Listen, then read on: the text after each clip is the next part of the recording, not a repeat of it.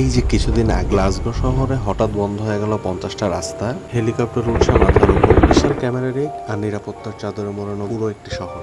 কারণ এখানে শুরু হয়েছে স্পাইডারম্যান ব্র্যান্ড নিউ ডে এর শুট। আর এই সিকোয়েন্সটা হতে যাচ্ছে স্পাইডারম্যান ফ্র্যাঞ্চাইজির সবচাইতে বড় অ্যাকশন দৃশ্য। বাট এই অ্যাকশন দৃশ্যটা কি শুধুই চমক, নাকি এটা মার্ভেল ইউনিভার্সের পরবর্তী ধ্বংসযুদ্ধের শুরু? সিক্রেট ওয়ার্স এর ফার্স্ট চ্যাপ্টার হতে যাচ্ছে। Let's jump into it. Welcome to Cinebro. We ready?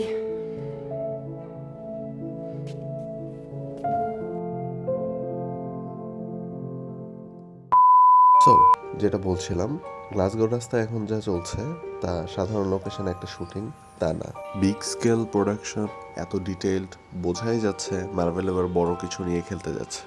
এর থেকে একটা ব্যাপার তো বোঝাই যায়, Spiderman 4 is not playing safe. গুঞ্জন বলছে এবারকার গল্পটা হবে অনেক বেশি গ্রাউন্ডেড।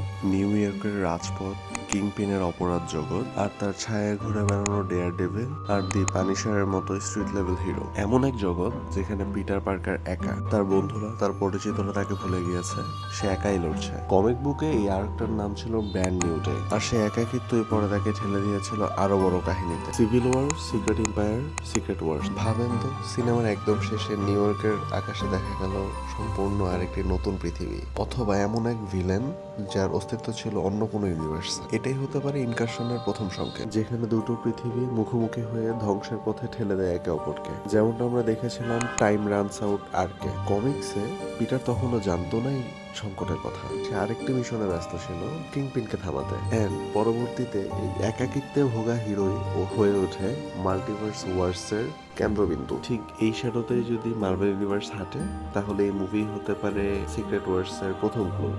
একটা ছায়া, একটা নতুন পৃথিবীর আভাস, আর শেষ দৃশ্যে একটা অচেনা অস্তিত্বের ঝলক, যেখানে শুধু পিটার পার্কার নয়, ডক্টর ডুম, স্ট্রেঞ্জ কিংবা রিড রিচার্ডসের ছায়াও থাকতে পারে। ভাবতেই কেমন লাগে না, একটা ছোট্ট শহরে স্ট্রিট ফাইট দিয়ে শুরু, আর শেষটা হতে পারে একটি মাল্টিভার্সিক ধ্বংসযুদ্ধের দিকে যাওয়ার পথ। সো স্পাইডারম্যান 4 নিয়ে এটা ছিল আমার থিওরি। আপনারা চাইলে কমেন্টে আপনাদের থিওরিগুলোও জানাতে পারেন। I would love to read that. আর এই ভিডিওটি যদি ভালো লেগে থাকে, সাবস্ক্রাইব করে রাখতে পারেন চ্যানেলটা। সামনে আমি আরও ইন্টারেস্টিং কন্টেন্ট নিয়ে আসা ট্রাই করছি। আল্লাহ হাফেজ এভরিওয়ান, সি ইউ সুন।